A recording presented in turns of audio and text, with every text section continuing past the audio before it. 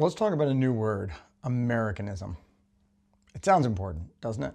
Like something you should stand up for, like a way to eat your hot dog. It's the latest entry, though, in a glossary of weaponized nonsense from the geniuses carrying Stephen Miller's iPad. They made up this word, Americanism, sitting right next to terms like discriminatory equity ideology. Those phrases are designed to sound smart while being tremendously stupid. So let's lean into a field guide to bullshit words, Americanism. Hey, I'm Tad Sturmer. I'm an American scholar of resistance history at the University of Southern Denmark and Johns Hopkins. Americanism. This particular word is now being aimed squarely at the Smithsonian. The White House sent a letter yesterday to Lonnie Bunch demanding a review of pretty much everything from exhibit labels to social media.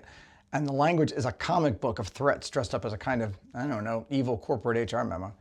They claim it's a collaborative and forward-looking opportunity that empowers museum staff to embrace a revitalized curatorial vision. Ugh. It's the kind of language you use when you're about to fire somebody. Collaborative means you will collaborate with our version of the story. It's like the White House's idea of a brokered end to the war in Ukraine or the genocide in Gaza. Agree with Putin, agree with Netanyahu, and then we can end the discussion. And empowers means you are empowered to do exactly as you're told. The goal is a vision rooted in the strength, breadth, and achievements of the American story. Notice what's missing there. Struggle, conflict, resistance, hypocrisy, failure. All of the things that make history real and meaningful and human, especially American history. It's a demand for teamwork, but in the language of a hostage negotiator. And the goal? What the job of public history is in the United States in 2025 and going forward. Celebrate American exceptionalism, remove divisive or partisan narratives, this is their language, and restore confidence in our shared cultural institutions. One has to ask, divisive to who? Confidence in institutions? Those same ones that have been compromised to serve this regime and not you? I bet they want confidence restored in institutions they now control, and you don't. Celebrate the Supreme Court. Don't question lifetime appointments for justices. John Marshall would be cross. Celebrate the Constitution. Don't question the Electoral College or the absence of checks on the executive. Alexander Hamilton would be glum. America's founders established the first and best of everything good, especially since they hated democracy too. And the Smithsonian's job? Scrub everything until it aligns with that. That's Americanism. And they mean everything. Exhibit text, websites, educational materials, digital and social media content, and do it all in 120 days. And while Heinrich Himmler is looking over their shoulders. Don't direct your anger at the folks at the Smithsonian. They're just trying to do their best in a historical moment that's rigged against them. Nobody's coming to help them. There's no backup. So what do you want them to do? Like everyone else, they're on their own, doing the best they can. Because this isn't just about words. It's also about who gets paid. And the impact is already here. It's not theoretical. Right? The money from the NEH, the IMLS, some from the Department of Education, and now any discretionary grant that gets a whiff of federal money, more than $1 billion, has been totally repurposed. The kind of work that I do doesn't pass the new patriotic purity test. Americanism is the new line item. It's why a museum in Virginia gets its grant for digitizing black newspapers canceled. It's why a university press quietly cancels a book about the forgotten anarchists who fought for the 8-hour day. It's how a filmmaker trying to tell a story about Japanese American resistance doesn't get anywhere near production. It's a weapon for starving out any person or institution that tells the story more honest than the folktale the regime wants to hear. It's about the core machinery of the worst kind of nationalism. If you read the people who stared into this particular abyss, from Hannah Arendt to Jason Stanley, you can ignore me. They all tell you the same thing. Toxic nationalism, the kind the far right from the 1830s to now loves, they need a fictional world to survive. Truth starves them because reality is messy, contradictory, and full of people who don't fit the script, full of counterexamples to what it is that they try to do.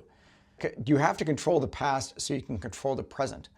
So all forms of reality, of perceiving the world as it is, from labor statistics to environmental quality to what the Constitution is supposed to mean, is conditional, controllable. And for that, you need to reshape not only where we are, but the understanding of how we got here. So you build a story that serves your goals, defining the nation in your terms, in your image. You start by inventing what Stanley calls the mythic past.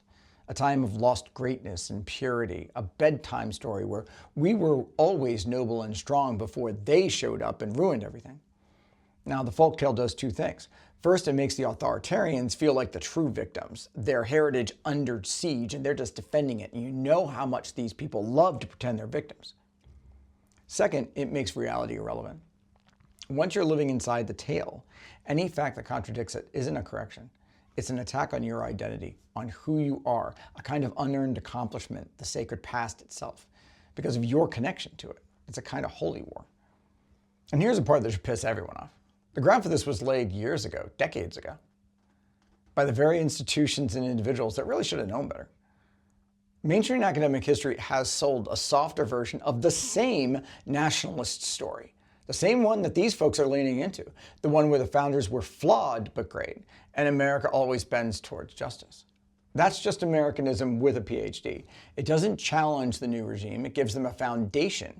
In fact, it gives them cover. No one can assault the founders. The only allowed debate is whether those great men were on the side of the nationalists on the right or the nationalists on the left. Forget about critical discussions about how they weren't on modern America's side at all. Where do you think James Madison would have been on gay marriage or reproductive rights? He didn't even want the Bill of Rights. Meanwhile, the most vital work on American history is being done outside the academy, by public historians and creators. Think Nicole Hannah-Jones, Michael Harriot, Clint Smith, Alexis Coe, or, and I hope she'll forgive me for lumping her in with this, Ava DuVernay. Taya Miles is the exception that proves the rule, and it's no coincidence that those people have one or two other things in common. The Academy abdicated its responsibility, and they have picked it up. So what the hell do you do? Nobody has any money. That's not getting any better. But anyone watching this has a platform or the potential for one, even if it's just a social media feed. Today, there's no such thing as just a social media feed. Find the people who are doing the real work, the local historians, the independent archives, your courageous local museum. Look at what the Japanese American Museum in LA is doing. The museum bloggers, the adjunct professors who are telling the hard stories because they don't know any other way. The filmmakers putting their micros out on YouTube or on TikTok. Give them their props.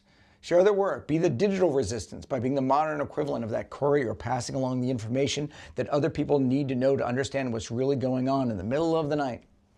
Find the people who, to paraphrase a great philosopher, Ferris Bueller, don't believe in isms. They just believe in you. They're out there and they're fighting. The least we can do is let them know that someone's watching. Thanks. Remember, in the end, nobody wins unless everybody wins. Come! What?